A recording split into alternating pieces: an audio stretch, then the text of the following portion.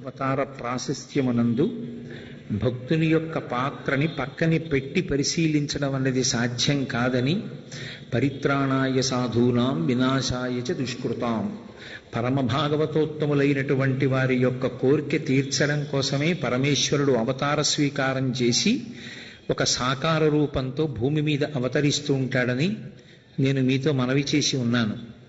శంకర భగవత్పాదులు జగద్గురువులు. కైలాస శంకరుడే కాలడి శంకరుడిగా అవతరించారు.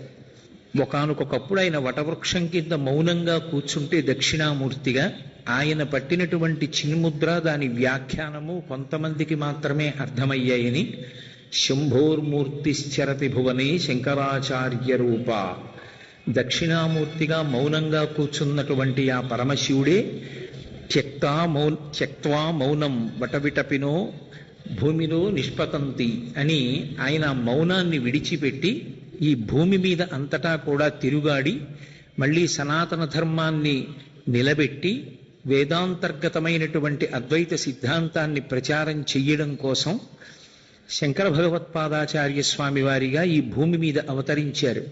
శృతి స్మృతి పురాణానాం ఆలయం కరుణాలయం నమామి భగవత్పాద శంకరం లోకశంకరం అంటాం.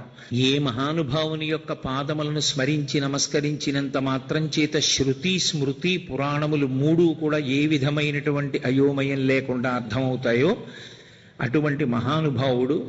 ఆయన పాదములు పట్టుకున్న కారణం చేత భగవంతుని యొక్క పాదములు లభ్యమవుతాయి కాబట్టి ఆయనకి శంకర భగవత్పాద అని పేరు. జగద్గురువులైనటువంటి శంకరాచార్య స్వామివారు శివానందలహరి చేస్తూ అంకోలం నిజబీజ సంతతి రయస్కాంతోఫలం సూచిక సాధ్వీ నైజ విభుం లతాక్షితిరుహం సింధు సరిద్వల్లభం ప్రాప్నోతీహ యథా తథా పశుపతే పాదారవిందద్వయం చేతో వృత్తి రూపేత్య తిష్టతి సదా సా భక్తిరిత్యుచ్యతే అంటారు. భక్తి అన్న మాట గురించి ఇంత అద్భుతంగా చెప్పగలిగినటువంటి వ్యక్తి శంకరాచార్యుల వారికి ముందు కానీ శంకరాచార్యుల వారి తర్వాత కానీ మనకి కనపడరు. ఇందులో శంకరాచార్యుల వారు 5 ఉపమానములను ప్రయోగించారు. అసలు భక్తి అన్న మాటకు అర్థం ఏమిటో, భక్తి అన్న మాటని ఎలా అర్థం చేసుకోవాలో, భక్తిని ఎలా అనుష్ఠించాలో శంకరులు మనకి నేర్పారు. వారు వచ్చినదే సనాతన ధర్మాన్ని నిలబెట్టడానికి. అటువంటి మహాపురుషులైనటువంటి శంకర భగవత్పాదుల నోటి వెంట వచ్చినటువంటి నిర్వచనం కన్నా కూడా సమగ్రమైనటువంటి నిర్వచనాన్ని ఇవ్వగలిగినటువంటి వారు ఉండరు. అటువంటి శంకరులు భక్తి అన్న మాటకు అర్థం చెప్తూ 5 ఉపమానములలో మొట్టమొదటి ఉపమానంగా అంకోల వృక్షాన్ని చెప్పారు. అంకోలం నిజబీజ సంతతి. అంకోల వృక్షం అని ఒక మహావృక్షం, దాన్ని తెలుగులో ఊడుగ చెట్టు అని పిలుస్తారు. శంకర భగవత్పాదులు సన్యాస ధర్మాన్ని పాటిస్తూ ఆసీత హిమాచల పర్యంతము పాదచారి అయి పర్యటించి అవైదికమైనటువంటి వాదనలు ఖండించి మళ్ళీ అవైదికమైన వాదనలు ఈ దేశంలో ప్రవేశించకూడదనేటటువంటి కోరికతో 4 పీఠములను 4 దిక్కులా స్థాపించినటువంటి ఘనత ఒక్క శంకర భగవత్పాదులకే చెల్లుతుంది. పీఠస్థాపన చేసిన వారు ఇంకెవరూ లేరు. తూర్పున జగన్నాథులో గోవర్ధన పీఠము, పడమర ద్వారకలో కాళికా పీఠము, ఉత్తరమున బదరికాశ్రమములో జ్యోతిపీఠము, దక్షిణమున శృంగగిరిలో శారదా పీఠము స్థాపించి తన సంకల్ప బలం చేత పీఠాధిపత్యం వహించగలిగినటువంటి మహాపురుషులు అలా జనిస్తూ వచ్చి పీఠాధిపత్యం వహించి ధర్మ ప్రచారం చేసి శృతి యొక్క ప్రమాణమును నిలబెట్టగలిగినటువంటి వారు జన్మించేటట్టుగా పరదేవతానుగ్రహాన్ని పొంది మళ్ళీ ఈ దేశంలోకి అవైదికమైన మతములు ప్రవేశించకూడదనేటటువంటి అద్భుతమైన సంకల్పం చేసిన మహాపురుషులు శంకరులు. పర్యటిస్తున్నప్పుడు వారు ఎన్నో ప్రదేశాల్ని చూశారు. ఆ ప్రదేశాల్ని చూడడం ఒక ఎత్తైతే శంకరులు ఒక్కొక్క చోట ఒక్కొక్క పక్షి పేరు చెప్తారు, ఒక్కొక్క చోట ఒక్కొక్క చెట్టు పేరు చెప్తారు. అసలు అందులో కొన్ని చెట్లు సామాన్యులు చూడడం కూడా సాధ్యం కాదు. ఆ చెట్టుకి దేవుడి చెట్టు అని పేరు, అంకుడు చెట్టు అంటూ ఉంటారు. అంకోల వృక్షం. అంకోల వృక్షం కిందనే అన్నవరం వీరవెంకట సత్యనారాయణ స్వామి వారు దర్శనమిచ్చారు. ఈరంకి ప్రకాశరావు గారికి, అలాగే రామరాయణం వెంకట బహద్దూర్ వారని పిఠాపురం దగ్గర ఉన్నటువంటి గోర్స గ్రామానికి జమీందారులు. వారిద్దరికీ ఏకకాలంలో కల్లో కనపడి, నేను ఇక్కడే ఈ అన్నవరంలో రత్నగిరి కొండ మీద ఉన్నాను, నన్ను మీరు వెతికి ప్రతిష్ఠ చేయవలసింది అని స్వప్నంలో చెప్తే, వాళ్ళు చేసినటువంటి ప్రయత్నానికి ఒక అంకుడు వృక్షం కింద, అంకోల వృక్షం కింద కనపడ్డారు. ఎక్కడ సత్యనారాయణ స్వామి వారు ప్రప్రథమ దర్శనమిచ్చారో ఆ ప్రాంగణమే ఇప్పటికీ కూడా క్షేత్రపాలకుడైనటువంటి రామచంద్రమూర్తి దేవాలయం పక్కన కళ్యాణం చేయడానికి వీలుగా పెద్ద ఆసనం వేసి ఉంటుంది. సత్యనారాయణ స్వామి వారు మొట్టమొదట ప్రకాశించి దర్శనమిచ్చిన స్థలం అదే. అది అంకోల వృక్షం ఉండేది అని. ఇప్పటికీ అంకోల వృక్షాన్ని చూడాలి అంటే ఒక్క చోట సాధ్యం అవుతుంది. శ్రీశైల క్షేత్రంలో మల్లెల తీర్థము అని ఒక తీర్థం. అది చాలా శక్తివంతమైన ప్రదేశం. ఆ ప్రదేశానికి ఎవరు పడితే వాళ్ళు వెళ్ళడం కూడా సాధ్యం కాదు. తగినంత శౌచం లేకుండా వెళ్ళినా, తీసుకోకూడని పదార్థములను తీసుకుని మల్లెల తీర్థానికి వెళ్ళే ప్రయత్నం చేసిన, మెట్లు దిగుతున్నప్పుడు కందిరీగలు వస్తాయి, వచ్చి చుట్టూ తిరిగి వాసన చూస్తాయి. చప్పుడు చేసినా, డప్పులు కొట్టినా, గట్టిగా నామం చెప్పినా కూడా అంగీకరించవు. మౌనంగా వెళ్ళాలి. ప్రతి ఒక్కడి చుట్టూ తిరుగుతాయి కందిరీగలు, తిరిగి చూస్తాయి వాసన. వాటికి అనుమానం వచ్చిందో, ఆయన సేవించకూడని పదార్థం ఏదైనా సేవించి ఉన్నాడు అన్న అనుమానం వాటికి వస్తే ఇక ఆ వ్యక్తి తిరిగి వెళ్ళడం ఉండదు. దండుల కింద వచ్చి కుట్టేస్తాయి అక్కడే. పరమభక్తితో మౌనంగా ఈశ్వరుణ్ణి ధ్యానం చేస్తూ ఎవరు మెట్లు దిగి వెడతారో వాళ్లే మల్లెల తీర్థం దగ్గరికి వెళ్ళగలరు. అక్కడ చంద్రావతి ఒకప్పుడు పరమశివలింగాన్ని ఆరాధన చేస్తే ఆవిడ వేసినటువంటి మల్లెపూలు తుంపరల రూపంలో నీటి కింద పడ్డాయిట. ఇప్పటికీ కూడా మీరు అక్కడికి వెళ్ళి చూస్తే కొండ కోణం మించి పడేటటువంటి జలప్రవాహం పెద్ద మల్లెపూలు బుట్టతో విడిచిపెడితే ఎలా పడతాయో అలాగే పడుతూ ఉంటాయి. అసలు పరమాద్భుతమైన ప్రదేశం.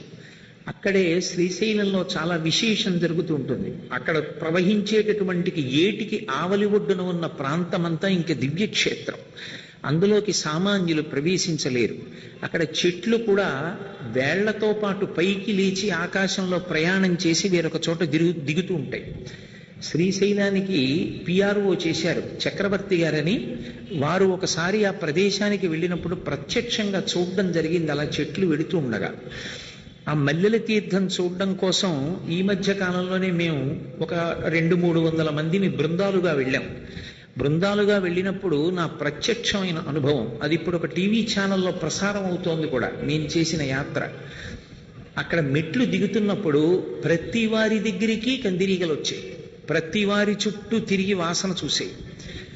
ఎవ్వరూ ఏ విధమైనటువంటి అభ్యంతరకరమైన స్థితిలో లేరని నిర్ధారించుకుని వెళ్ళిపోయాయి. ఆ తర్వాత మల్లెల తీర్థానికి వెళ్ళి మేము దర్శనం చేసుకుని ఆ నీళ్లు తల మీద జల్లుకుని తిరిగి వచ్చేయడం జరిగింది. అక్కడ కనపడతాయి అంకోల వృక్షాలు.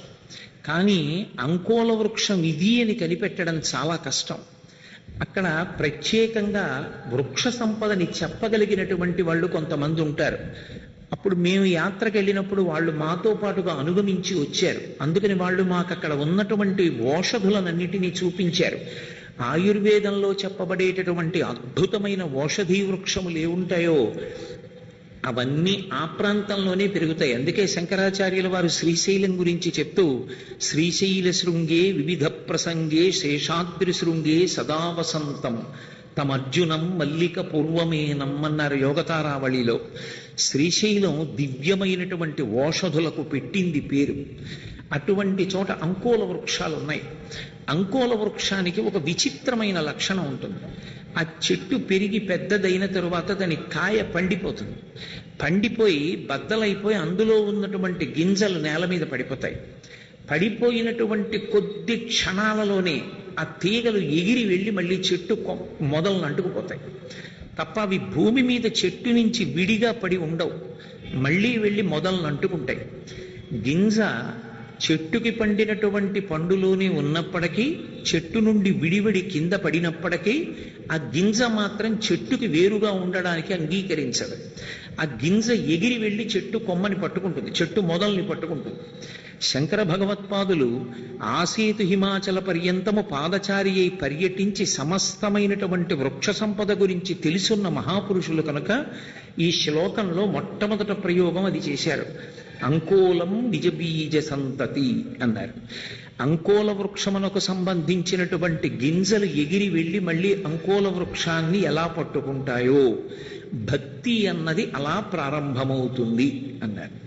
భక్తి అనేటటువంటిది ప్రారంభ దశలో ఎలా ఉంటుంది అంటే ఈశ్వరుడి వైపు నుండి ఉండదు, జీవుడి వైపు నుంచి ఉంటుంది. జీవుడు అన్నప్పుడు 84 లక్షల జీవరాశులు 4 వర్గాలుగా ఉంటాయి వేదాంతంలో. జరాయుజములు, అండజములు, స్వేదజములు, ఉద్భుజములు అని. జరాయుజములు అంటే మావి చేత పుడతాయి, అండజములు అంటే గుడ్డుని బద్దలగొట్టుకుని పైకొస్తాయి, స్వేదజములు అంటే చెమటలోంచి పుడతాయి పేలు మొదలైనవి, ఉద్భుజములు అంటే భూమిని చీల్చుకుని పైకొస్తాయి చెట్లు మొదలైనవి. ఇందులో శాస్త్రాన్ని పరిశీలించే అధికారం కానీ, ధర్మానుష్ఠానం చేసే అధికారం కానీ, పరమేశ్వరుణ్ణి చేరుకోవడానికి శాస్త్రము చేత విధింపబడినటువంటి కర్మని అనుష్ఠించేటటువంటి అధికారం కానీ ఒక్క మనుష్య ఉపాధికి ఉంది తప్ప ఇతర ఉపాధులకు లేదు. నిజంగా ఒకవేళ లోపల ఉన్న జీవుడు మహాభక్తుడైనప్పటికీ కూడా మనుష్యుడు ఏ కర్మ చేస్తాడో ఆ కర్మ చేయడానికి ఆ ఉపాధికి అధికారం లేదు. ఒక ఆవు చాలా చాలా గొప్పది, అది పరదేవతా స్వరూపం. అయినా ఆవు తన పాలతో తాను శివలింగాన్ని అభిషేకించలేదు. ఆవు పాలతో వేరొకరు వెళ్ళి శివలింగానికి అభిషేకం చేసి తత్ఫలితాన్ని తాను పొందుతాడు. మిగిలిన ఏ ఉపాధికి కూడా భగవత్ సంబంధమైన విషయమునకు అనుష్ఠానమునకు కానీ మాట్లాడడానికి కానీ అవకాశం పరమేశ్వరుడు ఇవ్వలేదు. కేవలము వాక్కు చేత తరించిపోవచ్చు, ఏమీ అక్కర్లేదు. కేవలము మాట చేత మనిషి తరించిపోవచ్చు. నిరంతరము భగవన్నామం చెప్పగలగడం, కష్టంలో ఉన్నవాడు ఓదార్పు పొందేటట్టుగా ఒక్క మంచి మాట మాట్లాడగలగడం, తన వాక్కు చేత ఇతరులకు ఉద్వేగం కలగడం కానీ బాధ కలగడం కానీ జరగకుండా తాను అనుద్వేగకరమైన వాక్యాన్ని ఎవడు మాట్లాడగలడో, 10 మంది మంచి మార్గంలో నడిచేటటువంటి మాట సమాజమునకు హితకరమైన వాక్యముగా ఎవడు ప్రబోధం చెయ్యగలడో వాడి వలన అనన్యమైనటువంటి గణింప అనసఖ్యమైనటువంటి ప్రయోజనం జరుగుతుంది. అందుకే వాక్కునకు ఉన్నటువంటి శక్తి చెప్పడం ఎవరికీ సాధ్యం కాదు.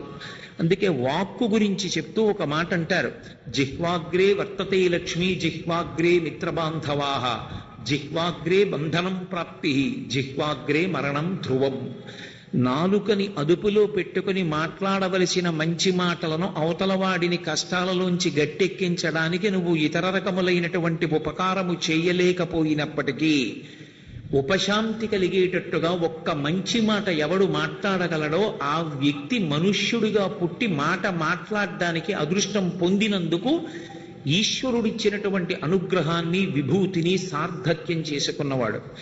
ఎవడు తన మాట చేత అవతల వాళ్ళు ఖేదపడేటట్టు బాధపడేటట్టు చేస్తాడో వాడు మనుష్య ఉపాధిలో ఉన్నప్పటికీ కూడా రాక్షసుడిగా పిలువబడతాడు.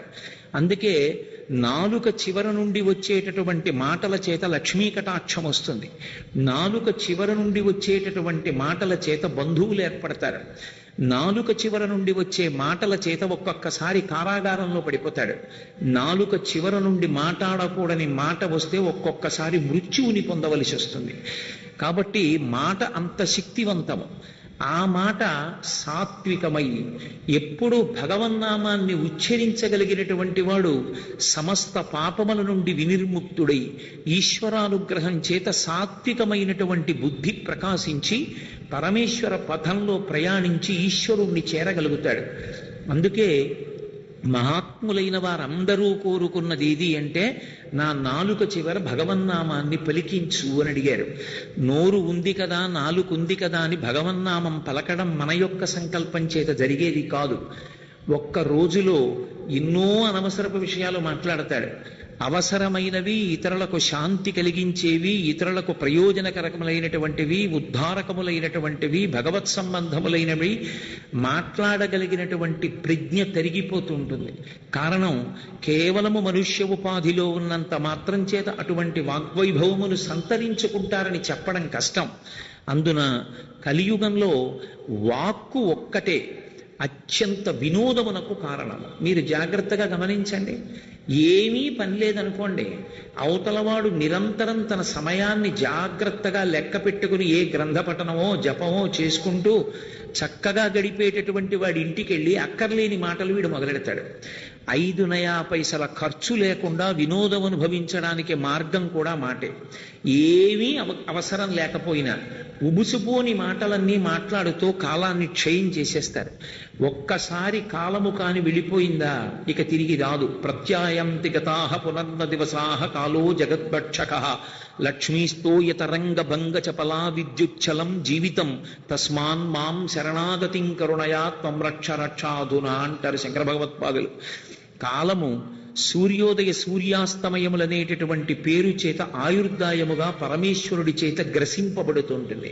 ఇవాళ ఉదయం నుంచి ప్రదోష వేళ వచ్చేసింది అంటే నా ఆయుర్దాయంలో ఒక పగలైపోయింది. ఏదైనా తెచ్చుకోగలనేమో కానీ ఈ ఆయుర్దాయాన్ని మళ్ళీ తెచ్చుకోవడం నాకు సాధ్యం కాదు. దీపం ఉండగా ఇల్లు చక్కపెట్టుకో. పలికిన భగవన్నామమేదో అది రక్షిస్తుంది, మాట్లాడిన మంచి మాటలేవో అవి రక్షిస్తాయి. అందుకే వాక్కునకు అన్ని నియమాలు చెప్పారు. వాక్కు గొప్పది కదా అని భగవంతుడి గురించి మాట్లాడదామన్నా, భగవన్నామం చెప్దామన్నా అంత తేలిక విషయం కాదు. మనసు దాని మీద లగ్నం అవ్వదు. అందుకే నేను భగవన్నామం చెప్తానని చెప్పలేదు పెద్దలు. పరమేశ్వరుడు నా చేత భగవన్నామమును చెప్పించుగాక అని అడిగారు. దూర్జటి కళహస్తీశ్వర శతకం చేస్తూ కవి పుష్పంబగు అగ్ని మంచగు ఆకోపారం భూమిస్థలంబగు శత్రుండతిమిత్రుడు విషము దివ్యాహారమౌనెన్నగా అవనీమండలి లోపలం శివ శివేచ్ఛాభాషణోల్లాసకిన్ శివ నీ నామము సర్వవస్యకరమౌ శ్రీకాళహస్తీశ్వర అన్నాడు. శివ నీ నామాన్ని ఎవరు పట్టుకుంటాడో వాడికి పవి పుష్పంబగు వజ్రము వాడి పాలిట పుష్పమవుతుంది. అగ్ని మంచ అవుతుంది. ఆకోపారం భూమిస్థలంబగు సముద్రము భూమిగా మార్గం ఇస్తుంది. శత్రుండతిమిత్రుడు భగవన్నామము నిరంతరము జపించేటటువంటి వాడికి ఆయనకి శత్రువు లేకపోయినా ఆయన యందు శత్రుత్వం పెట్టుకున్నవారు కూడా మారి మిత్రులవుతారు. శత్రుండతిమిత్రుడు విషము దివ్యాహారమౌనెన్నగా విషము దివ్యాహారమై కూర్చుంటుంది. కాబట్టి శివ నీ నామము సర్వవస్యకరమౌ, నీ నామము ఎప్పుడూ చెప్పవలసిందే, నా చేత చెప్పించవయ్యా అని వేడుకున్నాడు. మహానుభావుడు రామదాసు గారు ఆ దాశరథీ శతకం చేస్తూ హరునకు అవ్విభీషణున కద్రిజకున్ తిరుమంత్రరాజమై కరకి నహల్యకున్ ద్రుపద కన్యకు నార్తి హరించు చుట్టమై బరగిన ఎట్టి నీ పతితపావన నామము నాదు జిహ్వపై నిరంతరము నటింపచేయుమిక దాశరథీ కరుణాపయోనిధి అన్నాడు. ఆ రామనామాన్ని నా చేత నా నాలుక మీద నిరంతరం నర్తింపచేయవయా రామ అని కోరుకున్నాడు తప్ప నేను రామనామం చెప్తాను అని అనలేదు. ఎందుచేత అంటే మనం చెప్దామన్నా సాధ్యం కాకపోవచ్చు. అది భగవంతుని యొక్క అనుగ్రహము కలిగిన నాడు భగవన్నామము నిరంతరము నాలుక మీద నర్తిస్తుంది. అందుకే కేవలము మనుష్య ఉపాధినందు ఉన్న వాళ్ళందరూ భక్తితో ఉండగలరా అంటే అది సాధ్యమని చెప్పడం కష్టం. ఉపాధి మనుష్య ఉపాధి కాకపోయినప్పటికీ కూడా పరమభక్తితో పరమేశ్వరుణ్ణి చేరిపోయిన వాళ్ళు ఉన్నారు. అది విచిత్రం. భక్తి అన్న మాట ఎత్తడానికి అవకాశం లేదు, కర్మాచరణకు అవకాశమా లేదు. అయినా వాళ్లకున్నటువంటి అనన్య సామాన్యమైన భక్తి చేత ఈశ్వరుణ్ణి చేరిపోయినటువంటి భాగవతులు జంతువుల్లో ఉన్నాయి. ఏ వేదంబు పఠించలూత భుజగం వేశాస్త్రములు సూచే తాని విద్యాభ్యాసమనర్చె కరిచించే మంత్రమూహించే బోధావిర్భావ నిధానముల్ చదువులయ్యా కాదు మీ పాద సంసేవాసక్తియ కాక జంతుతతికిన్ శ్రీకాళహస్తీశ్వర అంటాడు దూర్జటి. ఏ వేదం చదువుకుంది సాలెపురుగు, ఎవరి దగ్గర ఏ ప్రబోధం పొందింది పాము. కానీ సాలెపురుగు, పాము, ఏనుగు పరమేశ్వరుణ్ణి సేవించి శివలింగమునందు ఐక్యమైపోయిన కారణం చేత ఆ క్షేత్రమునకు వాటి మూడిటి పేరు మీద శ్రీకాళహస్తి అని పేరు రాలా. అందుకే శంకరులు అంటారు, ఈశ్వర నాకు మనుష్య జన్మనే ఇయ్యి అని నేను అడగను. మనుష్య జన్మలోకి వచ్చి ఆ జన్మ ప్రయోజనమే తెలియని నాడు ఆ ఉపాధిలో ఉండడం వల్ల ఉపయోగమే ఉంది. తండ్రి గారు సంపాదించినటువంటి ఐశ్వర్యం అంతా ఆ ఇంట్లోనే భూమి కింద పాదు కింద పెట్టించాడు. ఆ ఇంట్లోనే కొడుకు 5 నయా పైసలు లేక దరిద్రం అనుభవిస్తున్నాడు. తన ఇంట్లోనే తన భూమి కిందే అంత ఐశ్వర్యం ఉందని తెలియక దరిద్రం అనుభవించిన వాడిలా నాని పాల్కివాలా అంటూ ఉంటారు. అపారమైనటువంటి సంపదని తన వీపు మీద మోసేటటువంటి గాడిదకి తను మోస్తున్నటువంటి ఐశ్వర్యము యొక్క విలువ తెలియనట్టు తాను మనుష్యుడిగా పుట్టి ఎంతటి సాంస్కృతి వైభవములకు తాను వారసుడో తెలుసుకోని వాడు గాడిదతో సమానమైన వాడైపోతాడు. అప్పుడు మనుష్య జన్మ వలన తాను పొందే ప్రయోజనం ఏముంది? అందుకే శంకరులు అంటారు, ఈశ్వరా నన్ను మనుష్యుడిగా పుట్టించని నేను అడగను. కేవలము మనుష్యునిగా పుట్టి ప్రయోజనం ఏమిటా? భక్తి లేనప్పుడు నరత్వం దేవత్వం నగవన మృగత్వం మశక పశుత్వం కీటత్వం భవతు విహగత్వాది జననం సదాత్పాదాబ్జ స్మరణ పరమానందలహరీ విహారాసక్తం చేద్రు దయవిహకింతే నవపుష అని అడిగారు. శరీరంతో ఏముందయా ఈశ్వర? ఏ శరీరం అయితేనేమిటి? ఒక్కొక్క చోట ఒక్కొక్క శరీరాన్ని పొందినవి అపారమైన కీర్తి గణించడం కాదు, కొన్ని కోట్ల మంది మనుష్యులు తరించడానికి కారణాలయ్యాయి. భద్రుడు ఒక కొండ అయితేనే రామచంద్రమూర్తి గురించి తపస్సు చేసి శ్రీమన్నారాయణుడిగా తన మీద వెలిస్తే నాకు ఇలా అక్కర్లేదు, నువ్వు రాముడిగా కనపడని అడిగాడు. శ్రీ మహావిష్ణువు అంతటి వారు అయోమయావస్థకి గురై తాను రాముడిగా కనపడడంలో, నరుడిగా ఉండాలి కనుక ధనుర్బాణాలు పట్టుకోవడంలో, ఆయుధాలు పట్టుకోవడంలో అయోమయమై ఒక చేత్తో పట్టుకోవలసినవి ఇంకో చేత్తో పట్టుకుని కొండ మీద వెలిశారు. శంకరాచార్యుల వారు భద్రాచలం దర్శనం చేసినప్పుడు వామాంకస్థిత జానకీ పరిలసత్కోదండ దండంకరే చక్రం చోద్భకరేణ బాహుయుగళే శంఖం శరం దక్షిణే బిభ్రాణం జలజాతపత్రనయనం భద్రాద్రి మూర్ధ్ని స్థితం కేయూరాది విభూషితం రఘుపతిం సౌమిత్రియుక్తం భజే అంటారు. ఒక చేతిలో పట్టుకోవలసిన శంఖాన్ని వేరొక చేతిలో, ఒక చేతిలో పట్టుకోవలసిన చక్రాన్ని వేరొక చేతిలో అపసవ్యంగా పట్టుకుని భద్రాచలం కొండ మీద వెలిశాడు. అయితేనే ఇవాళ ఆ భద్రాచలం కొండ ఎంతమంది సేవించడానికి, తరించడానికి కారణమైంది. ఒక్క రాముణ్ణి దింపడం కాదు, రాముణ్ణి, రాముడితో పాటు శ్రీ మహాలక్ష్మీ స్వరూపమైన సీతమ్మని, వైకుంఠంలో ప్రవహించే విరజానదిని కూడా కిందకి దింపేశాడు. అందుకే గోపరాజు గారు అంటారు, శ్రీరమ సీతగాగ నిజ సేవక బృందము వీర వైష్ణవాచార జనంబుగాగ విరజానది గౌతమిగాగ వికుంఠమున్నారయ భద్రశైల శిఖరగ్రముగాగ వసించు చేతనోద్ధారకుడైన విష్ణుడవు దాశరథి కరుణాపయోనిధి అంటారు. మనుష్య ఉపాధిని ఎందుకు ఉపయోగించుకోవాలో అందుకు ఉపయోగించుకున్నవాడెవడో వాడు సార్థక్యమును పొందినవాడు. ఆ ఉపాధి యందు ఉండి కూడా ఉపాధి యొక్క విలువ తెలియనప్పుడు ఆ ఉపాధి వలన ప్రయోజనం ఉండదు. అందుకని శంకరులు అంకోలం నిజబీజ సంతతి, భగవంతుడి నుంచి విడిపోయి నేను జీవుణ్ణి జీవుణ్ణి జీవుణ్ణి అనుకుంటూ, నేను ఒక కించిజ్ఞుణ్ణి, నాకేం తెలుసు, నేను పనికి మాలిన వాణ్ణి అనుకుంటూ ఉండిపోయినటువంటి వాడు భగవంతుణ్ణి చేరుకోవడానికి కావలసినటువంటి ప్రయత్నం చెయ్యడానికి యుక్తమైన జన్మ ఒక్క మనుష్య జన్మయే. ఒకటి భగవన్నామం చెప్పగలడు, 2 వినగలడు.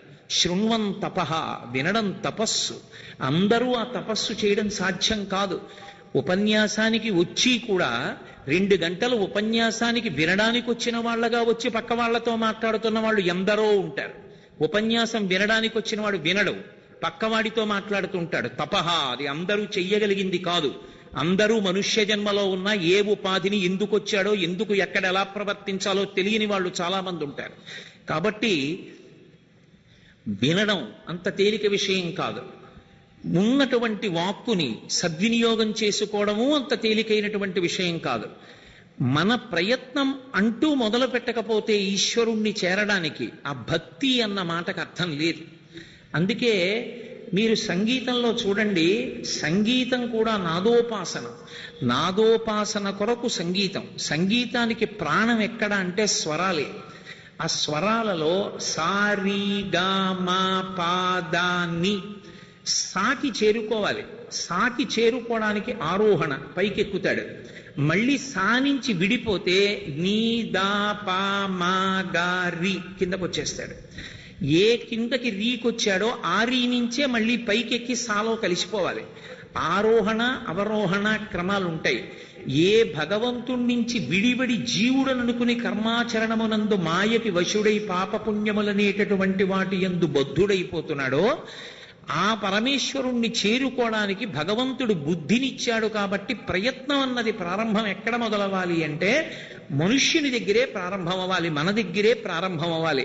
అలా ప్రారంభం అవడానికి కారణం ఏదై ఉంటుంది అంటే మహాత్ముల యొక్క వాక్కులను పరిశీలనం చేయడంలో ఉంటుంది, శాస్త్రాన్ని పరిశీలనం చేయడంలో ఉంటుంది.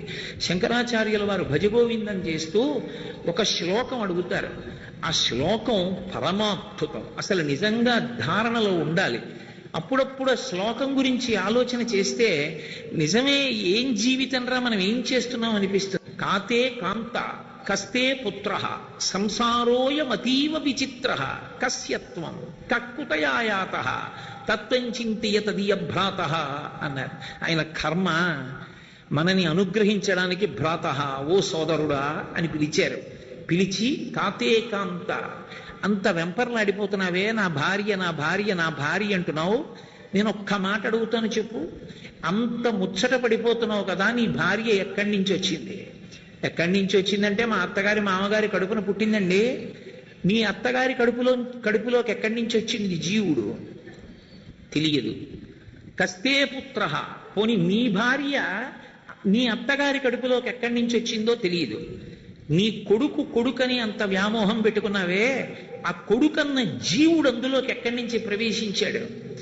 సరే, ఈ ఉపాధి అనేటటువంటిది ఏర్పాటు అవుతోంది. భాగవతం కపిల గీతలో చెప్తారు, ఎన్నో నెలలో ఎలా ఏర్పడుతుందో చెప్పారు. ఆ ధాతువులతో శరీరం అంతా ఏర్పడుతోంది. అందులోకి జీవుడు అనుప్రవేశం ఎప్పుడు చేస్తున్నాడు? ఆ కడుపులోకి. కస్తే పుత్ర, ఎక్కడి నుంచి వచ్చాడు నీ కొడుకు? ఎక్కడ బయలుదేరాడో, ఎలా వచ్చాడో, నీ కొడుకుగా ఎన్నాళ్ళు ఉంటాడో, నిన్నెంత ఉద్ధరిస్తాడో, ఏం చేస్తాడో ఏమన్నా తెలుసా?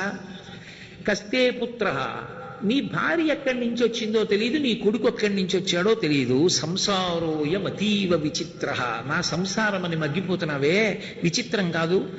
ఏమండి, మా ఆవిడ ఎక్కడి నుంచి వచ్చిందో, మా అబ్బాయి ఎక్కడి నుంచి వచ్చాడో నాకేం తెలిసింది అంటావా? కస్యత్వం, నువ్వెవరు చెప్పు? ఈ ఉపాధి ఏదో జూలై 14, 1959లో పుట్టింది.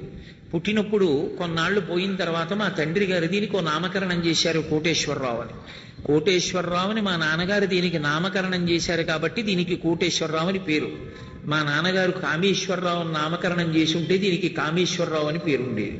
దీనికి ఏ పేరు పెట్టకపోయినా ఇది ఉంటుంది.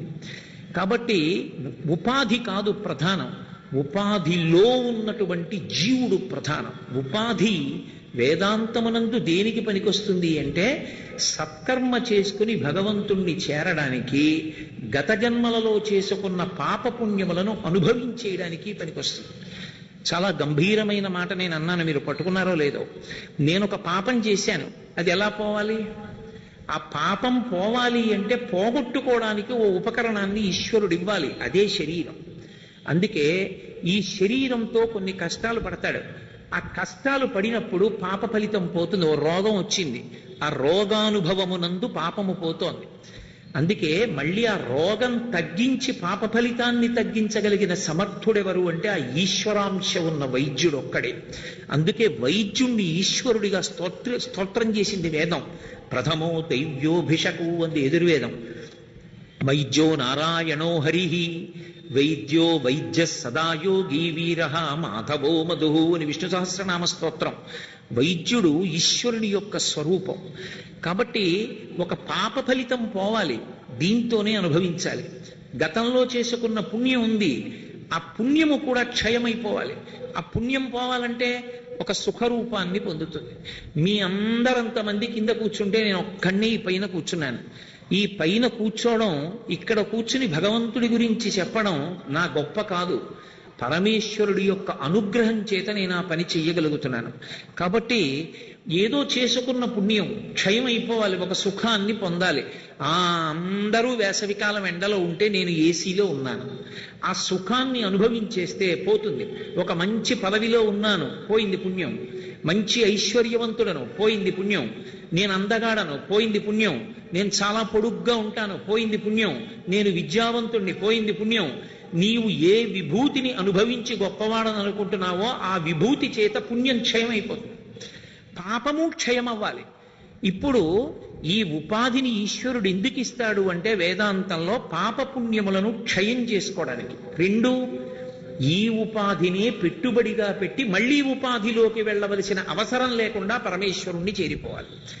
దీనితో సత్కర్మాచరణం చెయ్యాలి. సత్కర్మాచరణం ఎందుకు చెయ్యాలి అంటే మళ్ళీ పుణ్యం సంపాదించుకుని నేనేదో అనుభవిస్తానండి అంటే మళ్ళీ ఉపాధిలోకి వెళ్ళాలి. సత్కర్మాచరణము చేయుట ఎందుకు అంటే మంచి కర్మలను చేయడం చేత చిత్తశుద్ధి కలగాలి. అది ప్రధానం. మంచి పనులు దేనికి ఉపయోగపడాలి అంటే చిత్తశుద్ధి కొరకు. మోక్షం అన్నది కొత్తగా రాదు. చిత్తశుద్ధి అన్న మాటకు అర్థం ఏమిటంటే, మీరు బాగా అర్థం చేసుకోవడానికి నేను ఉపమానం చెప్తాను. ఇంత చింతపండు ఉప్పు తీసుకొచ్చాను, అవి వేసి నేను చారు పెట్టుకోవచ్చు. ఆ చింతపండు ఉప్పుతోటే కిలింపట్టిన ఒక రాగి పాత్ర తీసుకొచ్చి తోమాను. ఇప్పుడు పాత్రకి మెరుపు సహజంగా ఉంది, కానీ ఆ మెరుపు కనపడకుండా దాని మీద మలినం పట్టి ఉంది. ఇప్పుడు ఈ చింతపండు ఉప్పు ఆ మలినం తొలగిపోవడానికి పనికొచ్చాయి. నేను పాత్రకి మెరుపు కొత్తగా తెచ్చానా, మెరుపుకి అడ్డొచ్చినటువంటి ప్రతిబంధకాన్ని తొలగించానా? ప్రతిబంధకాన్ని తొలగించాను. ఇప్పుడు తొలగించడం కోసం నేను వాడిన చింతపండు ఉప్పు చారు పెట్టుకోవడానికి పనికొస్తాయా? పనికిరావు, అవతల పారేయాలి. తన యథార్థ స్వరూపం ఏమిటో తనకి భాషించడానికి, నేను శరీరము కాదు ఆత్మ అన్నది సాధన యందు ఎరుకలోకి రావడానికి సత్కర్మలు చెయ్యాలి. అంతేకాని సత్కర్మలు మళ్ళీ పుణ్యంగా మార్చుకుంటానంటే మళ్ళీ అనుభవించడానికి ఉపాధిలోకి వెళ్ళాలి. అందుకే సత్కర్మాచరణము చిత్తశుద్ధికి హేతు. అందుకు ఈశ్వరుడు ఉపాధిని ఇస్తాడు. ఈ ఉపాధి విచారణ కొరకు ఉపయోగపడుతుంది. ఒక్క మనుష్య ఉపాధితోనే విచారణ చేస్తాడు. కస్యత్వం, ఎక్కడి నుంచి వచ్చావు, ఈ శరీరంలోకి ఎప్పుడు వచ్చావు, ఎన్నాళ్ళు ఉంటావు, పోనీ ఎప్పుడు వచ్చావో తెలియదు, ఎక్కడి నుంచి వచ్చావో తెలియదు, ఎప్పుడు వెళ్ళిపోతావో చెప్పగలవా, దీన్ని బలనప్పుడు విడిచిపెడతానని చెప్పగలవా, పోనీ విడిచిపెట్టిన తర్వాత ఎక్కడికి వెళ్ళిపోతావో చెప్పగలవా? ఇంతమంది కలుసుకుని ఇన్ని మాటలు మాట్లాడుతున్నారు కదా, ఈ రెండిటికి జవాబు కోసం చెప్పగలిగిన వాడు ఉన్నాడని మాట్లాడుకున్నవాడు ఉండడం సాధ్యం అవుతుందా? కక్కుతయాయాత, ఎక్కడి నుంచి వచ్చావురా, ఎప్పుడు వెళ్ళిపోతావు, ఎన్నాళ్ళు ఉంటావు, ఇందులో తెలియనప్పుడు మరి అత్యంత విలువైనది ఏమైనా ఉంటే ఇదొక్కటే. మరి దీంతో మంచి పని చేయడం వాయిదా ఎందుకు వేసుకుంటున్నావు? దీన్ని తొందరగా ఎందుకు వాడుకోవట్లా ఈశ్వరుణ్ణి చేరడానికి? ఒకసారి విడిచిపెట్టేసిన తర్వాత ఎందులో పెడతావో ఎవరికి తెలుసు? ఎన్ని కోట్ల జన్మలు వెళ్ళిపోతావో. అప్పుడు కర్మానుభవమే కానీ సత్కర్మ చేసే అధికారం లేదు. ఇంకా ఈశ్వరుణ్ణి చేరే ప్రయత్నం చెయ్యలేవు. కొన్ని కోట్ల ఉపాధులున్నాయి. ఏది ఒక్క ఉపాధితో రామా అని నామం చెప్పించలేవు. ఓ గోవిందా అనమనండి, అనలేవు. ఇందులో ఉన్నాను కాబట్టి అనగలను, రామా అనగలను, గోవిందా అనగలను. ఇందులో ఉండి దీని విలువ తెలిసి ఉపయోగించుకోనప్పుడు, ఇందులో ఉండి కష్టంలో ఉన్నవాడికి ఒక మంచి మాట చెప్పి శాంతి కల్పించలేనప్పుడు, ఇందులో ఉండి నాకు ఉన్నదొకడికి పెట్టి వాడు సంతోషిస్తే నేను సంతోషం పొందలేనప్పుడు ఇంకెందుకు ఆ ఉపాధి? దాని వలన ప్రయోజనం ఏముంది? పశుధర్మోనమే ప్రీతిం అంటారు వేదవ్యాసుల వారు దేవీ భాగవతంలో. పశువులన్నిటికీ ఒకటే ధర్మం, ఇన్ని ధర్మాలు ఉండవు. ఒక్కటే ధర్మం. అది ఆకలేసింది, గర్భిణి అయినటువంటి లేడిని చంపేస్తుంది పెద్ద పులి. దానికి ఏమైనా ఇబ్బంది వచ్చిందా? రాదు. నేనే చూస్తుంటా, తెల్లవారుజామున వాకింగ్కి వెళ్ళినప్పుడు పందులు చిన్న చిన్న పిల్లలతో బయటకు వచ్చి తిరుగుతుంటాయి. 6 కుక్కలు అన్ని వైపుల నుంచి వచ్చి పంది దృష్టి మరల్చి 3 కుక్కల్ని పంది ఎదుర్కొంటుంటే వెనక నుంచి 3 కుక్కలు వచ్చి 2 పిల్లల్ని ఎత్తుకుపోయి బలవంతంగా కొరికి చంపి తినేస్తుంటే ఎన్నో సందర్భాల్లో తెల్లవారగట్ట వాకింగ్కి వెళ్ళినప్పుడు నేనే చూశా కాకినాడ పట్టణంలో. ఇప్పుడు కుక్కకి పాపం వచ్చిందా అంటే కుక్కకి పాపం రాదు, అది దాని ధర్మం. ఆకలేస్తే తినేస్తుంది అంతే. పశువు యొక్క ధర్మం అంతే. కానీ నాకు అనేకమైన ధర్మాలు ఉన్నాయి. నిన్ననే మీతో చెప్పా, ధర్మం ప్రతి క్షణం మారుతుంది. నేను ఇప్పుడు సభలో కూర్చుంటే నాకు వక్త యొక్క ధర్మం, నేను మా తండ్రి ముందు నించుంటే పుత్రధర్మం, నా కొడుకు ముందు నించుంటే పితృధర్మం, నా భార్య ముందు నించుంటే భర్తృధర్మం, నేను నా కార్యాలయానికి వెడితే భృత్యధర్మం. ఒక ఉద్యోగిగా నా ధర్మం నేను నిర్వర్తించాలి. ఏదైనా ధర్మ చట్రములోనికి ఇముడుతోందా లేదా అదొక్కటే పరీక్ష. ధర్మ చట్రములోనికి ఇమిడితే చెయ్యాలి, ధర్మ చట్రములోనికి ఇమడనిది మనుష్యుడు చెయ్యకూడదు. మనుష్యునికి ధర్మం నిరంతరం మారుతుంది, పశువుకి ధర్మం ఎప్పుడూ ఒక్కటే ఉంటుంది. అందుకే విడివడినటువంటి జీవుడు పరిశీలనం చేత మళ్ళీ పరమేశ్వరుణ్ణి చేరుకునే ప్రయత్నం చెయ్యాలి. ఆ ప్రయత్నం చెయ్యడానికి వినడానికి అనుగుణమైనటువంటి ఉపాధి ఒక్క మనుష్య ఉపాధియే. అది జారిపోయిందా ఇక ఉపయోగం లేదు. పోతన గారు భాగవతం చేస్తూ హిరణ్యకశిపోపాఖ్యానంలో హిరణ్యకశిపుని చేత ఒక అద్భుతమైన వేదాంతం చెప్పిస్తారు. సుయోజ్ఞోపాఖ్యానం చెప్తూ హిరణ్యకశిపుడు ఒక మాట చెప్తాడు. నిజంగా వీడు ఏమి రాక్షసుడురా ఇంత వేదాంతం చెప్పాడనిపిస్తుంది. మచ్చిక వీరికెల్ల బహుమాత్రము చోద్యము దేహి పుట్టుచున్ చచ్చుచునుండ చూచెదరు తా చావకమానుడు వారి భంగి ఈ చచ్చిన వానికెచ్చెదరు ఇదెక్కడి చోద్యము ఎచ్చట నుండి వచ్చెనచటికి పోవుటన ఈజము ప్రాణికోటికిన్నంటాడు. ఏమిట్రా ఈ ప్రపంచం?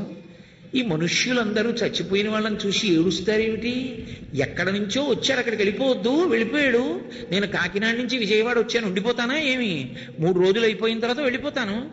ఎక్కడి నుంచి వచ్చానో అక్కడికి వెళ్ళిపోతాను. ఈ ఉపాధిలోకి ఎక్కడి నుంచో వచ్చాను, మళ్ళీ ఉపాధి విడిచిపెట్టాక వెళ్ళిపోవాలి అక్కడికి. వెళ్ళిపోయిన తరువాత మాత్రం ఒకడికి జవాబు చెప్పవలసిన అవసరం ఉంటుంది. ఒక్క మనుష్యుడు మాత్రం ఈశ్వరుడని ఒకడున్నాడు. వాడు అడుగుతాడు, ఏమిరా నీకు మనుష్య ఉపాధినిచ్చా, ఆ ఉపాధితో నువ్వు చెయ్యవలసిన కర్తవ్యాలు కొన్ని వేదంలో చెప్పా, ఎన్ని చేశావు చెప్పు అని అడిగితే ఆయన్ని బుకాయించడం ఎవరికీ సాధ్యం కాదు. ఆయన ఇక్కడే ఉంటాడు. చిత్రగుప్తుడు అంటే ఎక్కడో ఉంటాడు అనుకోకూడదు. చిత్రంగా ఇక్కడే కూర్చుని గుప్తంగా ఖాతాలన్నీ రాస్తాడు కాబట్టి ఆయనకి చిత్రగుప్తుడని పేరు. ఎవరెవరు ఏం చేశారో అన్ని ఆయనకి తెలుసు.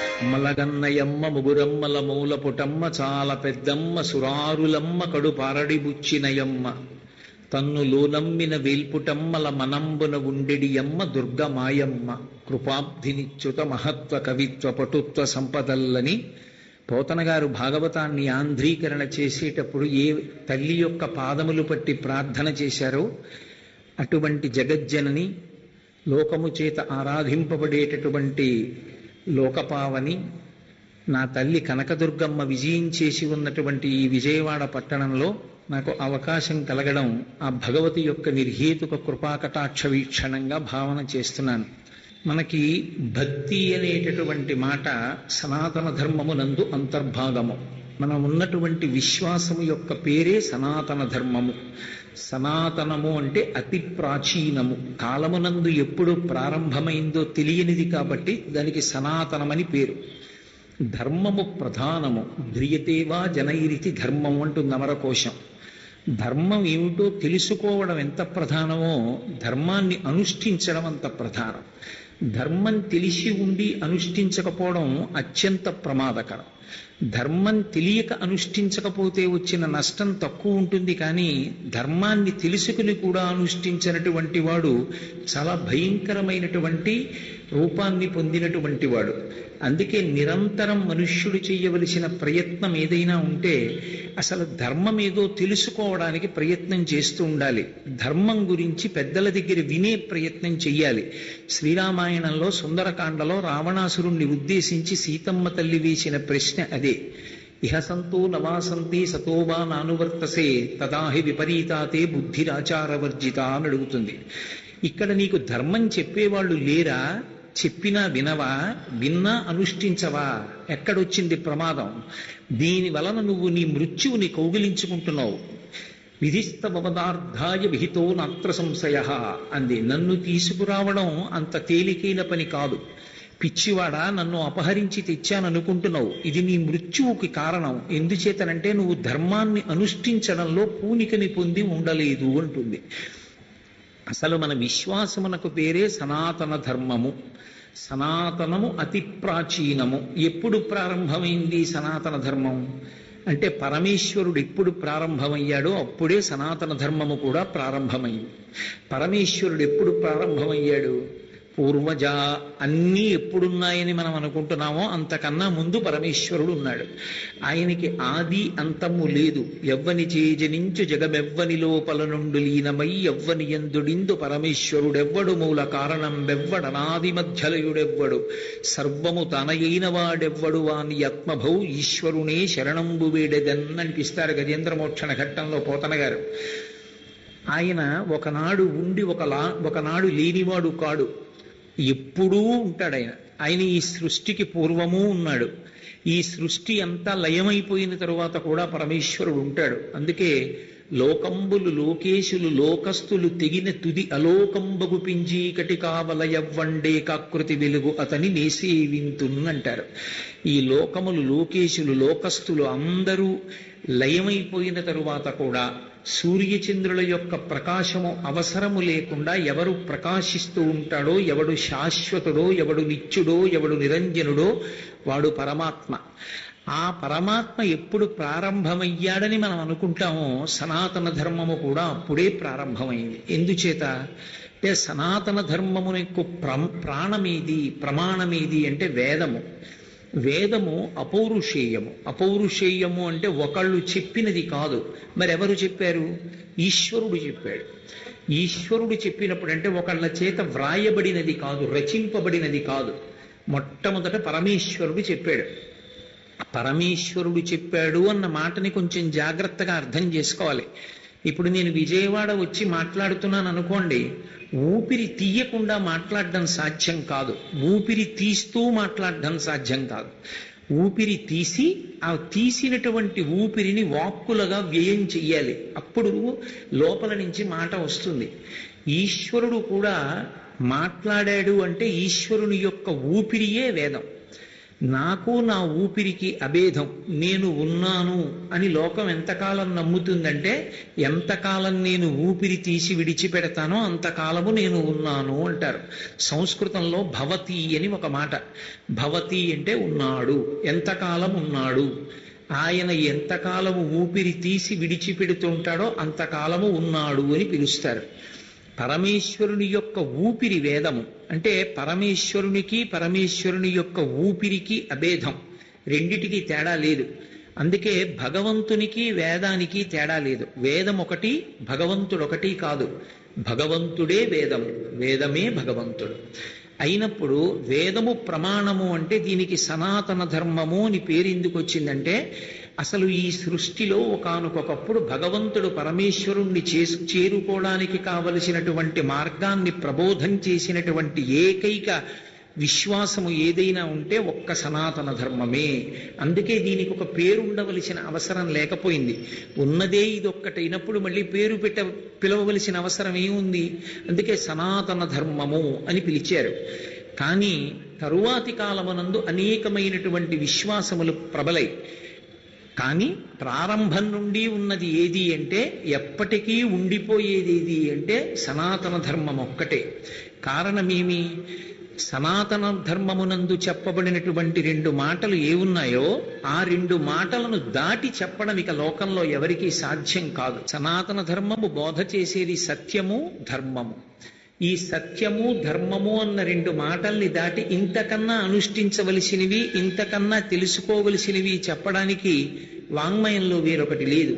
అందుకే సనాతన ధర్మము ప్రబోధం చేసిన దానికన్నా చెప్పడానికి ఎక్కడ ఏమీ మిగిలి ఉండదు. అంత గొప్ప ధర్మము సనాతన ధర్మము. ఈ సనాతన ధర్మము సర్వభూమికల యందు ఉన్నటువంటి వారిని ఉద్ధరిస్తుంది. ఏదో కొంత జ్ఞానం ఉంటే తప్ప ఉద్ధరించడం సాధ్యం కాదనో, కొంత పుణ్యకర్మాచరణము చేసిన వాడైతేనే పరమేశ్వరుణ్ణి పొందడానికి యోగ్యుడవుతాడనో, లేకపోతే ఏదో ఒక ప్రత్యేకమైనటువంటి అర్హత ఉంటే తప్ప భగవంతుణ్ణి చేరుకోవడానికి సాధ్యం కాదు. కాబట్టి ఆ భూమికను చేరుకున్నవాడు మాత్రమే ఉద్ధరింపబడతాడు తప్ప మిగిలిన వాళ్ళని ఉద్ధరించడానికి ఈ ధర్మము తగినటువంటిది కాదనో సిద్ధాంతీకరించడము సాధ్యము కాదు. సర్వభూమికల యందున్నటువంటి వారిని ఉద్ధరించడానికి తగినటువంటి సమర్థత కలిగినటువంటి ధర్మము కనుక సనాతన ధర్మము సర్వోత్కృష్టమై విరాజిల్లింది. అటువంటి సనాతన ధర్మమునందు అత్యంత ప్రాణప్రదమైన మాట ఏది అంటే ధర్మమే. మీరు సమస్త వాంగ్మయాన్ని పిండేస్తే ఆ వాంగ్మయం అంతటి చేత ప్రతిపాదింపబడేది ఏది అంటే ధర్మము అన్న 2 అక్షరములే. ధర్మం. ఈ ధర్మాన్ని పట్టుకోవడానికే వాంగ్మయం వచ్చింది. ఈ ధర్మాన్ని లోకానికి తెలియచెప్పడానికే ప్రవచనం వచ్చింది. ఈ ధర్మాన్ని ప్రబోధం చెయ్యడానికే అనుగ్రహ భాషణాలు వచ్చాయి. ధర్మాన్ని ఎవరు పట్టుకున్నాడో వాడు శాశ్వతుడవుతాడు. ధర్మాన్ని ఎవడు పట్టుకున్నాడో వాడు యుగంతో సంబంధం లేకుండా సర్వకాలముల యందు పూజనీయుడవుతాడు. అందుకే ధర్మము లేని ఆశ్రమము ఉండదు. సనాతన ధర్మమునకున్న గొప్ప విశేషం ఏమిటంటే, ధర్మము దేనిని బట్టి ఉంటుంది అంటే ఎప్పుడూ కూడా అది వర్ణాశ్రమముల మీద ఆధారపడి ఉంటుంది. ఏ వర్ణమునందున్నాడు అన్నదాన్ని బట్టి ధర్మం, ఏ ఆశ్రమమునందున్నాడు అన్నదాన్ని బట్టి ధర్మం. ఒక ఆశ్రమానికి ఉన్న ధర్మం వేరొక ఆశ్రమానికి ఎప్పుడూ ఉండదు. గృహస్థుకు ఉండేటటువంటి ధర్మము గృహస్థు ధర్మమే, సన్యాసికి ఉండే ధర్మము సన్యాస ధర్మము. సన్యాసి పాటించే ధర్మాన్ని గృహస్థు పాటించకూడదు, గృహస్థు పాటించే ధర్మాన్ని బ్రహ్మచారి పాటించకూడదు, బ్రహ్మచారి పాటించే ధర్మాన్ని వానప్రస్థు పాటించకూడదు. ఏ ఆశ్రమంలో ఉన్నవాడు ఆ ధర్మాన్ని పాటించాలి, వినా ఒకరి ధర్మాన్ని వేరొకరు పట్టుకోకూడదు. ఏ ఆశ్రమంలో ఉన్నవాడు ఆ ఆశ్రమ ధర్మాన్ని పట్టుకుంటే దాని చేత అతను పొందవలసినటువంటి స్థితిని పొందుతాడు. ధర్మాన్ని విడిచిపెట్టేసినప్పుడు ఏ ఆశ్రమంలో ఉండనివ్వండి, దాని వలన ఉపయోగం ఉంటుంది అని చెప్పడం చాలా కష్టం.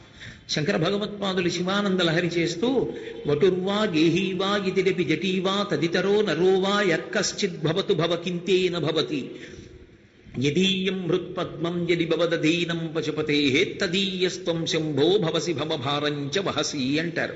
నువ్వు ఏ ఆశ్రమంలో ఉన్నావన్న దానితో పరమేశ్వరుడికి సంబంధం లేదు. నువ్వు బ్రహ్మచారివైతే నెత్తి మీద పెట్టుకోడు, నువ్వు గృహస్థువైతే కాళ్ళ దగ్గర దింపేడు, నువ్వు వానప్రస్థువైతే గుండెల మీద పెట్టుకోడు, నువ్వు సన్యాసివి కదా అని కౌగలించుకోడు. నువ్వు ఏ ఆశ్రమంలో ఉన్నావన్న దానితో ఈశ్వరుడికి సంబంధం లేదు. ఏ ఆశ్రమమునందున్నావో ఆ ఆశ్రమ ధర్మమును పాటించగలిగితే శాశ్వతుడు నిత్యుడవుతాడు. అందుకే సన్యాసాశ్రమము కూడా ధర్మమునకు మినహాయింపు కాదు, అది కూడా ధర్మము చేత కట్టబడి ఉంటుంది. కంచి కామకోటి పీఠాధిపత్యం వహించినటువంటి ప్రాతస్మరణీయులు అపర శంకరాచార్యావతారమైనటువంటి మహాపురుషులు వేరొక శివస్వరూపమై ఈ భూమి మీద నడయాడినటువంటి చంద్రశేఖరేంద్ర సరస్వతి మహాస్వామి వారు సన్యాస ధర్మాన్ని 100 సంవత్సరముల తన జీవితంలో తూచా తప్పకుండా పాటించారు. 13వ ఏట సన్యసిస్తే 87 సంవత్సరముల పాటు చాతుర్మాస్య దీక్షా స్వీకారము కాని సన్యాసాశ్రమ ధర్మాన్ని కాని ఎన్నడూ తప్పలేదు. పాదచారి అయి సన్యాసి నడవాలి, లేదా శిష్యులు మోసిన పల్లకి ఎక్కాలి. వారి జీవితంలో వారు ఒక్కనాడు కూడా వాహనం ఎక్కి వెళ్ళింది లేదు. ఒక్కనాడు కూడా సన్యాసాశ్రమ ధర్మానికి వ్యతిరేకంగా వారు ప్రవర్తించింది లేదు. ధర్మమే వారిని శాశ్వతుల్ని చేసింది.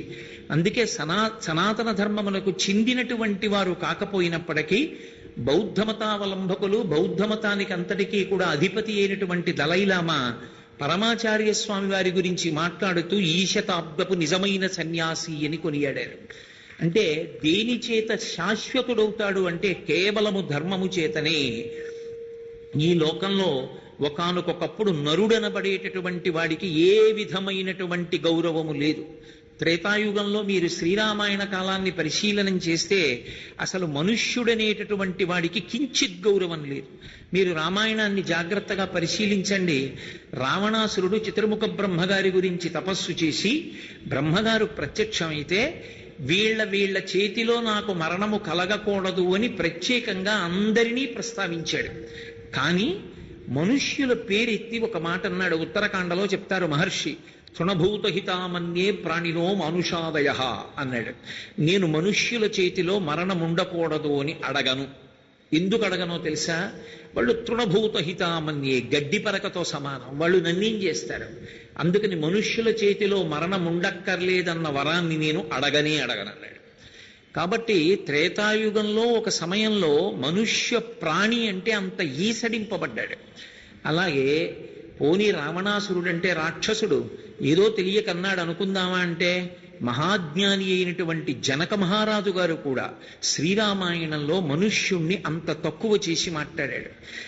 రామచంద్రమూర్తి శివధనస్సుని ఎక్కుపెట్టడం కోసమని వస్తే బాలకాండలో ఒక మాట అన్నాడు విశ్వామిత్ర మహర్షిని ఉద్దేశించి, క్వగతిర్మానుషానాంచ ధనుషాస్య ప్రపూరణి ఆరోపణే సమాయోగే వేపనే తొలనేపివా అన్నాడు.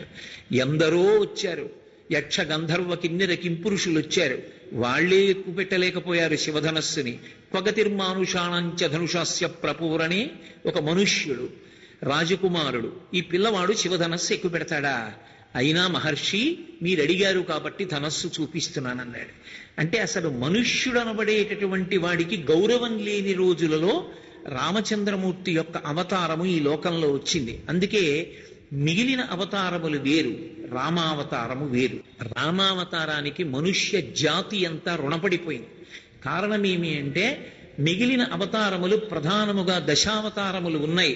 వేదోద్ధారణ మందరాభరణ వృద్ధి ధర్మ నిర్మాణ ప్రహ్లాదత్రాణ బలి ప్రతారణ నృపాహంకార నిర్వాపన వైదేహీ రమణ ధనంజయ జయ వ్యాపార పారీణ క్షోణీ దివ్యత్కరుణ తమోహరణ తండ్రి వెంకటేశ ప్రభో అని దశావతారాలున్నాయి.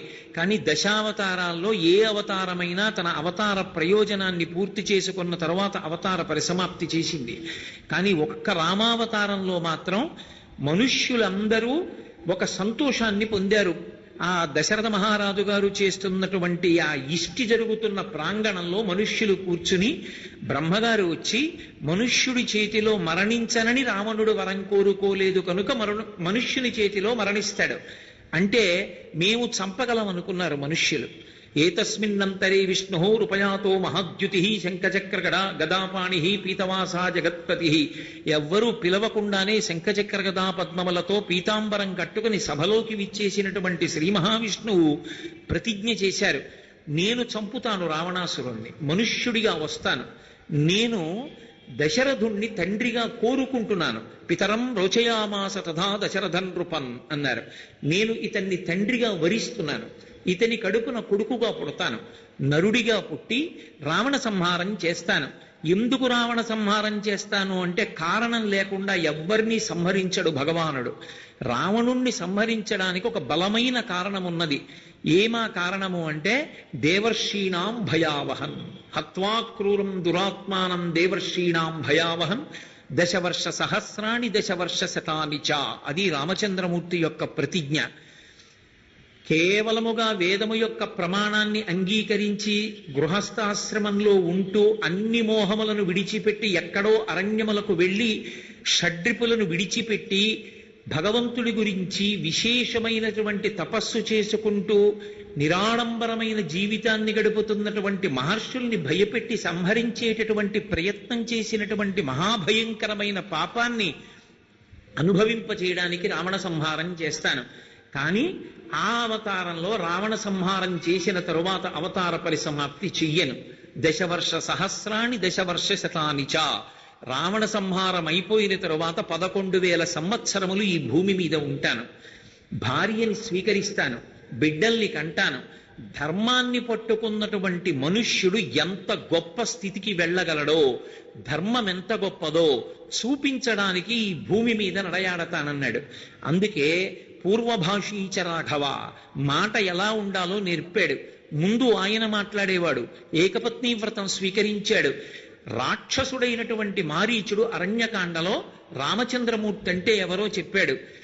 రామో విగ్రహవాన్ ధర్మ సాధు సత్యపరాక్రమ రాజా సర్వస్య లోకస్య దేవానాం అఘవానివా అన్నాడు. దేవతలకు ఇంద్రుడు ఎటువంటి వాడో రామచంద్రమూర్తి 3 లోకములకు ప్రభువు. దేని చేత అంటే మూర్తీభవించినటువంటి ధర్మము.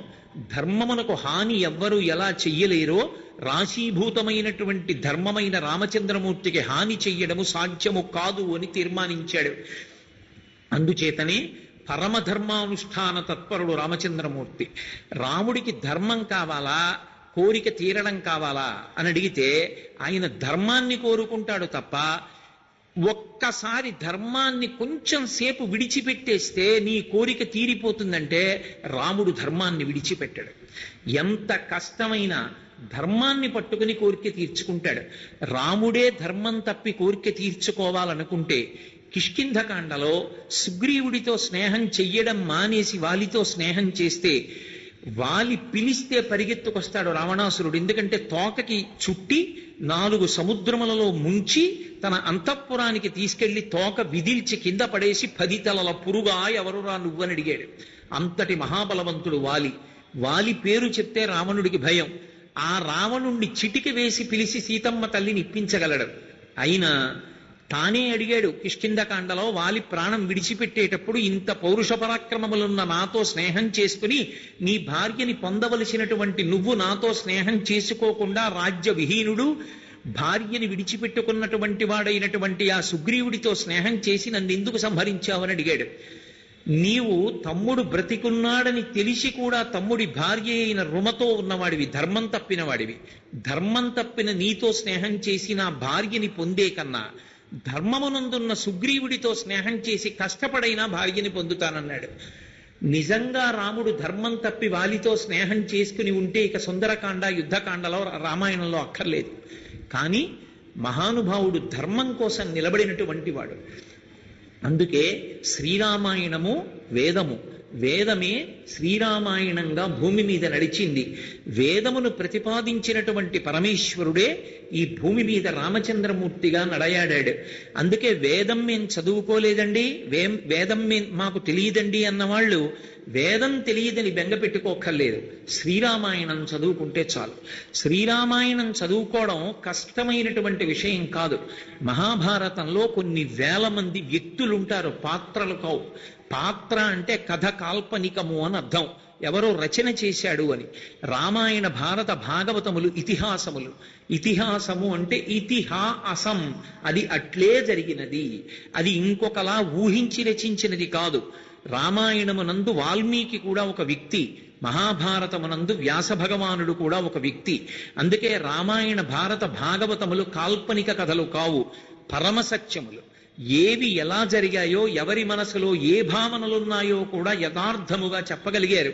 ఎందుకు చెప్పగలిగారు అంటే వాల్మీకి మహర్షి ఆచమనం చేసి శ్రీరామాయణ రచన ప్రారంభం చెయ్యగానే రామాయణంలో ఉండేటటువంటి వ్యక్తుల యొక్క మనసులో పొందినటువంటి భావనలు కూడా అరమరిక లేకుండా వాల్మీకి మహర్షి యొక్క హృదయమునందు ప్రచోదనమై రచించగలిగినటువంటి సమర్థతని చతుర్ముఖ బ్రహ్మగారు కటాక్షించిన కారణం చేత వాల్మీకి మహర్షి చేత చెప్పబడిన శ్రీరామాయణము ఏదున్నదో అది ప్రతి అక్షరము సత్యము, ఆర్షము. అటువంటి శ్రీరామాయణం తిరుగులేనిది. భాగవతములు కాల్పనిక కథలు కావు, పరమసత్యములు. ఏవి ఎలా జరిగాయో, ఎవరి మనసులో ఏ భావనలున్నాయో కూడా యథార్థముగా చెప్పగలిగారు.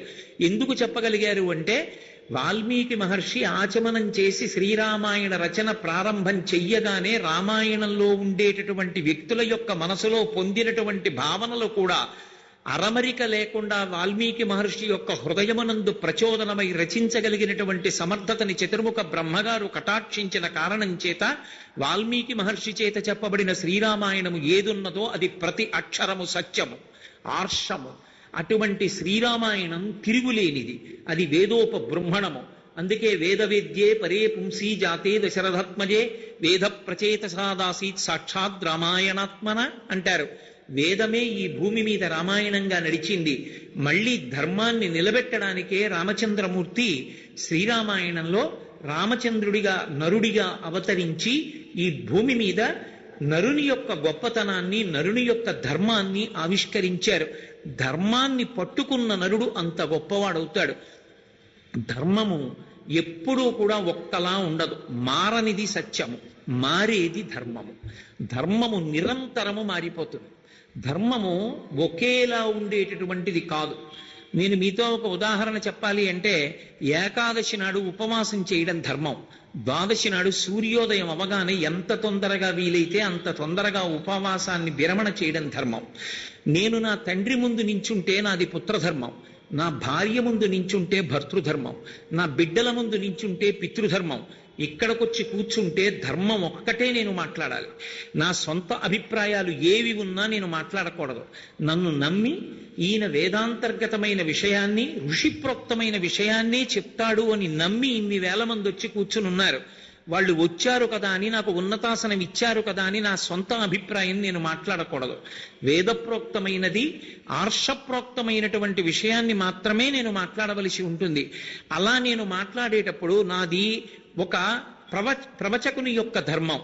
ప్రవచనం అంటే ప్రకృష్టవచనం, అవతల వారి మనసులో నాటుకునేటట్టుగా. ఒక రాట పాతినవాడు రాటని పాతి బాగా పాతాడో లేదో చూసుకోవడానికి కదిపి చూసి కదులుతోందని అనుమానం ఉంటే మళ్ళీ కొన్ని రాళ్లు వేసి కాళ్లతో తొక్కి గుణపాన్ని తిరగేసి ఆ రాళ్లు బాగా ఒత్తి భూమిలోకి నొక్కి మళ్ళీ కర్ర కదిపి కర్ర కదపట్లేదని నిశ్చయించుకున్న తరువాత మాత్రమే వెళ్ళినట్టుగా తను చెప్పిన మాట శ్రోతల యొక్క హృదయములలో నాటుకునే వరకు అనేక దృష్టాంతముల చేత సమర్థించి వారి మనసు యందు ఆ మాట నాటుకుందన్న పూనిక కలిగిన తరువాత విడిచిపెట్టేటటువంటి లక్షణము వక్తృత్వమునందు ఎవరికి వాగ్దేవతానుగ్రహముగా ప్రకాశిస్తుందో వాడు చేసిన దానిని ప్రవచనం అంటారు.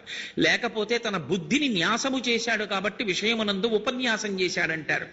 మౌనముతో ఆత్మయందు రమిస్తూ మాట్లాడితే మౌనమునకు భంగము కనుక తనలో తానుగా రమిస్తూ ఉండిపోవలసినటువంటి వాడు నేను ఇలా ఉండిపోతే ఈ ఆత్మానుభవం లోకానికి ఎలా అందుతుందని తాను మాట్లాడవలసిన అవసరం లేకపోయినా లోకం కోసం కిందికి దిగి వచ్చి మాట్లాడి లోకోద్ధరణ కొరకు త్యాగము చేసిన మహాపురుషులైన వారు ఎవరుంటారో వారు మాట్లాడిన మాటలను అనుగ్రహ భాషణములని పిలుస్తారు.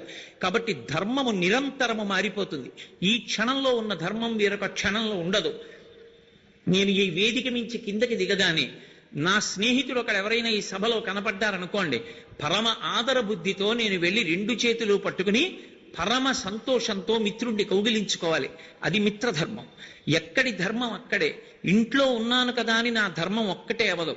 నా తండ్రి ముందు నించుంటే ఒక ధర్మం, తల్లి ముందు నించుంటే ఒక ధర్మం, భార్య ముందు ఒక ధర్మం, ఉద్యోగానికి వెడితే ఒక ధర్మం. నేను ఇదే విజయవాడ ఉపన్యాసాలు పూర్తి చేసి తిరిగి కాకినాడ పట్టణానికి వెళ్ళిపోయి నేను చేస్తున్నటువంటి ఉద్యోగం చెయ్యడానికి కార్యాలయంలో ప్రవేశించినప్పుడు నా పైన పని చేసేటటువంటి అధికారి నా ఎదురుగుండా కూర్చుని ఉండగా ఆయన యందు విష్ణువాంశ చూసి మొదట నేను నమస్కరించాలి నా అధికారికి. అది ధర్మం. ఇంతమంది చేత సభలో నమస్కారములు అందుకుని ఇన్ని పూలదండలేయించుకున్న నేను ఈయనకి నమస్కారం చెయ్యడం అని ఏమని నేను అనుకుంటే ఆయనకేమి లోపం జరగదు, నా ధర్మం పోతుంది. తన ధర్మాన్ని తాను నిలబెట్టుకోవడానికి తాను మారిపోతున్నటువంటి విషయాన్ని అర్థం చేసుకోవాలి. ఎవరు ముందు నిలబడ్డాడో ఆ ధర్మాన్ని తెలుసుకుని ప్రవర్తించాలి. మారుతున్న ధర్మాన్ని గట్టిగా ఎవరు పట్టుకుంటాడో వాడి ప్రమేయం లేకుండానే మార్పు లేని సత్యములోకి వెళ్ళిపోతాడు. ఆ సత్యమే పరమేశ్వరుడు. అందుకే సత్యం జ్ఞానం అనంతం బ్రహ్మ అని ఈశ్వరుడికి పేరు.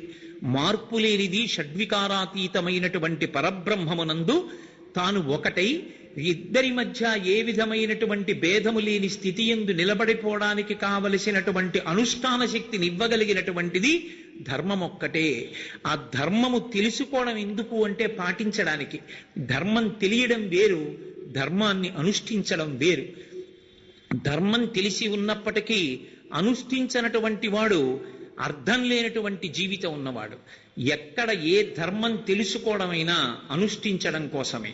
అనుష్ఠించడానికి పనికిరానటువంటి ధర్మం తెలుసుకున్నా కూడా దానివల్ల ఉపయోగం ఏమీ ఉండదు. తెలిసి ధర్మం పాటించకపోవడం పరమ అసమంజసమైనటువంటి విషయం. శ్రీరామాయణంలో 10 తలలు ఉన్నప్పటికీ, అంత తపోబలం ఉన్నప్పటికీ రావణుడు మరణించడానికి, నరుడైనప్పటికీ రామచంద్రమూర్తి రావణుణ్ణి నిగ్రహించడానికి కారణం ఎక్కడున్నది అంటే రాముడు ధర్మాన్ని పట్టుకున్నాడు, రావణుడు ధర్మాన్ని విడిచిపెట్టాడు. ఎవడు ధర్మాన్ని విడిచిపెట్టాడో వాడు నిలబడలేడు. ఎవడు ధర్మాన్ని పట్టుకుంటాడో వాడు పాడయ్యేది ఉండదు. ధర్మో రక్షతి రక్షితః. ధర్మాన్ని రక్షించడం అంటే ధర్మాన్ని అనుష్ఠించడమే. అందుకే ధ్రియతేవా జనైరితి ధర్మం. ఎవరు ధర్మాన్ని పట్టుకున్నాడో వాడు సర్వకాలముల యందు రక్షింపబడతాడు. యథార్థమునకు ధర్మానుష్ఠానమునకు సంబంధించినటువంటి వేరొక పేరే భక్తి. భక్తి అన్న మాటకి యథార్థమైన అర్థమేమి అంటే మానసికమైనటువంటి భావన. మీకు తేలికగా అర్థం అవ్వడానికి నేను ఉపయోగించగలిగిన మాట ఏది అంటే అది ఒక మానసిక భావన. భక్తి అన్నది. భక్తి అన్న మాటకి యథార్థమైన అర్థమేమి అంటే మానసికమైనటువంటి భావన. మీకు తేలికగా అర్థం అవ్వడానికి నేను ఉపయోగించగలిగిన మాట ఏది అంటే అది ఒక మానసిక భావన. భక్తి అన్నది. నేను ఎందుకు ఆ మాట అంటున్నానంటే, నేను ఎక్కడో నాతో సమానులైనటువంటి వారి దగ్గర మాట్లాడుతున్నాను అనుకోండి, అప్పుడు సమానులైన వారితో మాట్లాడుతున్నప్పుడు నేను వారి పట్ల ప్రకటన చేసేటటువంటి మనోసంబంధమైన భావమును స్నేహము అంటారు.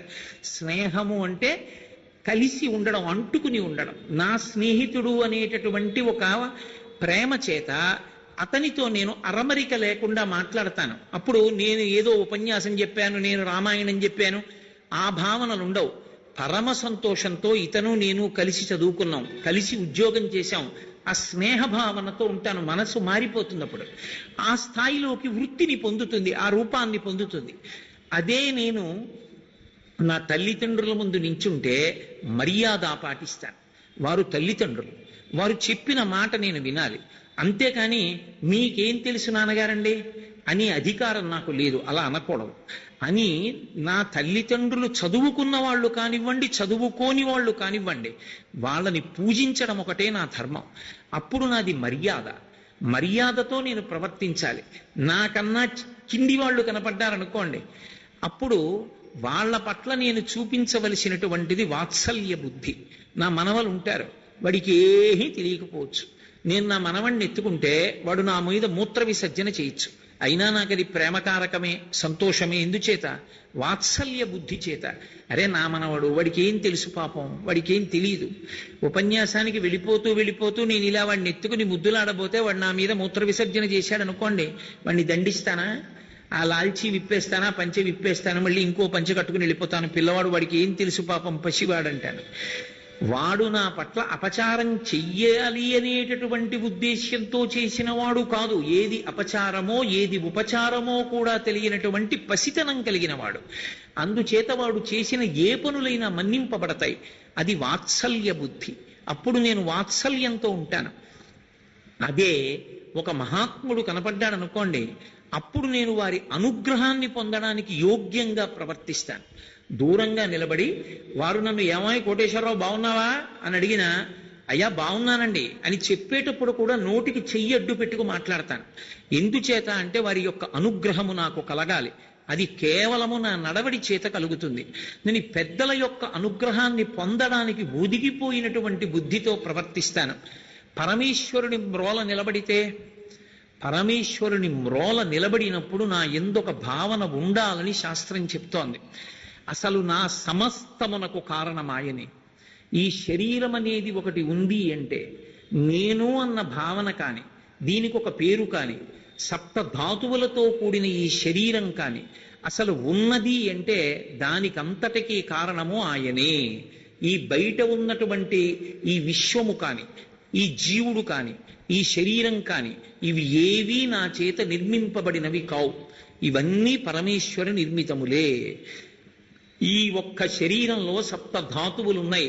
చర్మము, రక్తము, మాంసము, కొవ్వు, అస్థి, శుక్ల, మేధ అనబడేటటువంటి 7 పదార్థములతో బహు అందంగా చిన్న పిసరు ఇలా గోకితే కన్నం పడితే నెత్తురు కారుతుంది. నెత్తురు పైకి కనపడకుండా లోపల నడిచి వెళ్ళడానికి కావలసినటువంటి కొన్ని వేల గొట్టాలు పెట్టి, సన్నని రక్తకేశనాళికలు పెట్టి, ఎక్కడ ఏ అవయవాన్ని జాగ్రత్తగా ఉంచాలో ఆ అవయవానికి తగినటువంటి జాగ్రత్త కల్పించి, ఒక గుండెకాయ ఉంటే ఆ గుండెకాయని రక్షించడానికి ఉరప్పంజరాన్ని ఎముకలతో అటు ఇటు నిర్మాణం చేసి, ఒక మెదడు ఉంటే అది అత్యంత ప్రధానం కాబట్టి దానికి దెబ్బగా తగలకుండా గట్టి పెంకు పెట్టి, ఒక కన్ను ఉంటే అది అత్యంత అవసరం కనుక పోగొట్టుకుంటాడేమోనని ప్రపంచంలో మొట్టమొదటి స్టెఫినీ కనిపెట్టిన వాడు ఈశ్వరుడు ఒక్కడే.